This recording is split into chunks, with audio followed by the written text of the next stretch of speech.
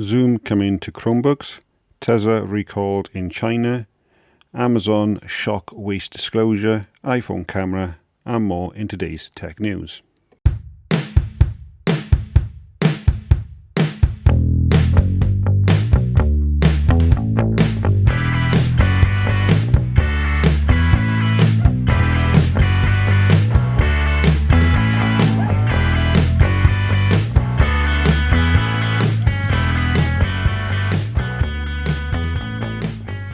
Last week it turned out that ITV News did a coverage on Amazon's fulfillment centres and in the UK, and with that they discovered that through a leaked document that one of the warehouses showed that in a single week in April 124,000 items were actually flagged for destruction, and out of those only about 28,000 were actually scheduled to be reused for charitable purposes.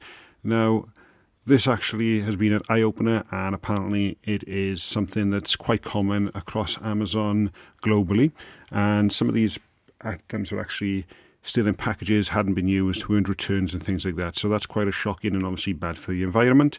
And I was looking at it with some other people as well, and personally I think that this is just all down to money from Amazon.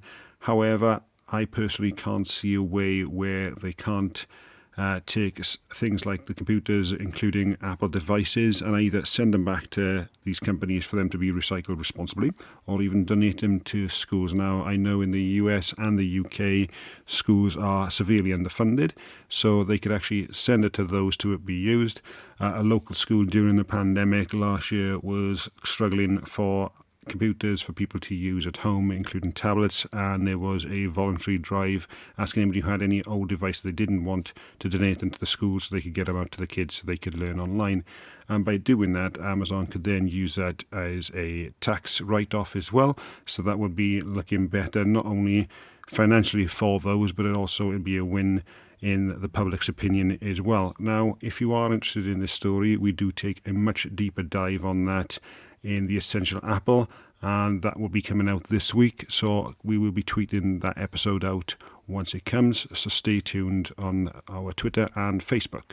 During the COVID-19 pandemic, Zoom was actually an app that a lot of people learned to use quite quickly, and it became one of the default apps for face-to-face conversations, not just for businesses but for family members as well, and a good way for big families and even friends to stay in touch. I know some people who actually was using Zoom, including myself, where we were actually having some like pub quizzes whilst at home with work colleagues, and it just helped boost morale and keep everybody focused on there.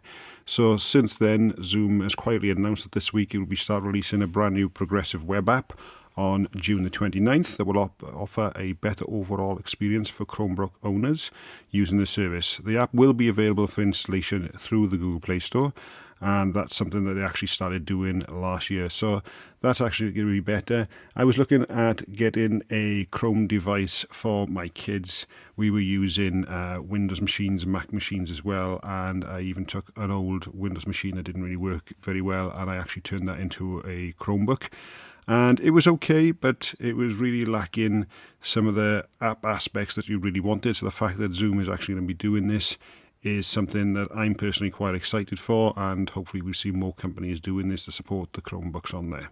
In a bid to try and fight misinformation, in February 2021, Google rolled out an About This Result feature that provides more context about a particular search result, and Google is now building on that and actually taking this a step further, and this feature is actually quite interesting for a topic that's rapidly evolving and the sources haven't all weighed in yet. So what you will be doing, so say for example you search for some information on a hot topic, whether it's the Ministry of Defence papers that's being left in a bus stop in Kent, or UFO files, or whatever that you're searching. When you blow those up, it will now come up in the Google search there that says it looks like these results are changing quickly. If this topic is new, it can sometimes take a time for the results to be added by reliable sources. So that is actually something that is going to be a welcome change from Google, and hopefully this will have a big impact on fake news and reduce the spread of misinformation. On to iPhone rumours now.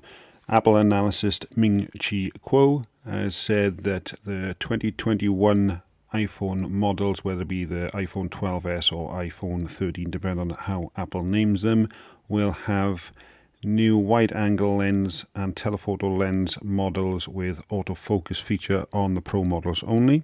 And then in 2022, those lenses will come to the standard iPhones as well.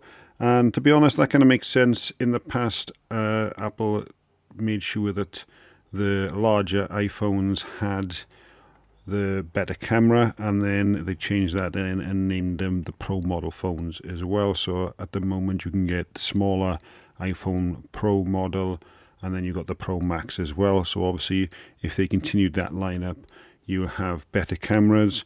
So you have to be a pro to use the cameras in Apple's eyes. Obviously, if you don't want to have the Pro models and you want the cheaper ones, then you're going to have to wait until the year later if you wanted updated camera lenses on there as well.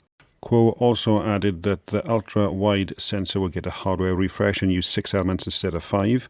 So that should give you an improved low-light photos whilst in ultra-wide mode as well. And obviously Apple made better step forwards in low-light photography with the iPhone 12 after Google basically took the cake there when they had the night sight on there as well. And these days with cameras, I think it's a lot of it is subjective, whether you prefer Apple's or Google's photos. There have been some blind test videos on YouTube, and to be honest, without knowing what they are, sometimes I've picked out the Google photos are better than sometimes the Apple. So again, it's all on subjective these days, but it's good to see that Apple are pushing ahead with these camera upgrades. Chinese regulators have said on Saturday that Tesla would recall nearly 300,000 China-made and imported Model 3 and Model Y cars for an online software update related to assisted driving. However, with this one, it's not actually going to require owners to return the vehicles. The incident comes where self-driving could actually be accidentally activated by drivers, causing sudden acceleration, and the remote online software recall is going to be built in for China-made Model 3 and Model Y cars, and also includes imported Model 3 sedans as well. Tesla is now making Model 3 sedans and Model Y sport utility vehicles in Shanghai. So the online software recall basically means that it looks like that this should be able to be recalled automatically over the air rather than having to bring your vehicles in, which is obviously a good feature to have included with your vehicle for things like this. Now, on to things that we like. As I mentioned in the last podcast, I've been reading a book called No Filter by Sarah Fryer, and it's how Instagram transformed businesses, celebrities, and cultures. I actually finished that on Saturday, and the book really opened my eyes to how Facebook actually runs businesses, and not only runs Facebook itself, but also how it sees its competitors and also how it acts towards companies it purchases. And like I say, it really opens your eyes. So I highly recommend that book if you do get a chance. I'll put a link in the description so you guys can get access to that as well. Also, check out the Essential Apple podcast. I was actually in there partly on Saturday, and unfortunately family events meant I couldn't stay for the whole thing, but those guys always do fantastic episodes on there, so make sure you're going to check that out. And again, I'll put a link in the description as well. So that's it for today, guys. Thanks for listening, and I'll catch you on the next one.